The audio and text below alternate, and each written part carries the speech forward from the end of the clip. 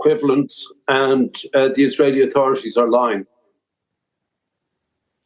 They're lying, did you say? They're lying.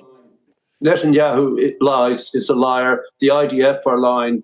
They're dangling food in front of starving, panicked, exhausted mothers. And while they arrive to accept the tiny amount of foods that this sort of set up pantomime outfit, the Gaza humanitarian front, I would call it, as they dangle it, then they're shot wantonly. This month, up to now, 1,000 children or 1,000 people have died of starvation. I'm really not interested in what either of these sides are saying. In response, the IDF say, recently the Israeli security establishment had made a series of measures to stabilize the... London, July 26, 2025.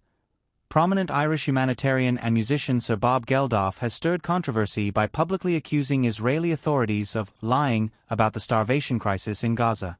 His remarks came during a panel discussion at a humanitarian summit held in London, where he criticized what he described as a deliberate misrepresentation of the situation on the ground. Geldof, known for his decades-long advocacy for global famine relief, said, "The Israeli government is not telling the truth.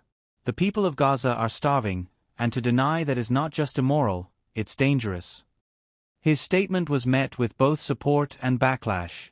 Several human rights organizations echoed Geldof's concerns, citing recent UN and independent NGO reports that confirm severe food insecurity affecting hundreds of thousands in Gaza.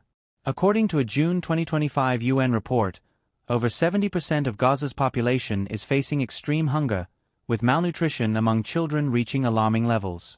In response, Israeli officials condemned Geldof's comments as false and inflammatory. A spokesperson for the Israeli Foreign Ministry stated, "Mr. Geldof's claims are based on misinformation and do not reflect the facts." Israel continues to allow humanitarian aid into Gaza, despite ongoing threats from terrorist groups. Geldof, however, stood by his accusations and called for an immediate, independent investigation. "We cannot let politics bury the truth.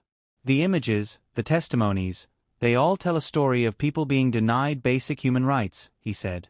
The controversy has sparked renewed debate about the humanitarian situation in Gaza, with calls for increased transparency, international oversight, and an immediate ceasefire to allow for full humanitarian access. As the situation unfolds, global leaders and humanitarian organizations are under pressure to address the deepening crisis and ensure that civilians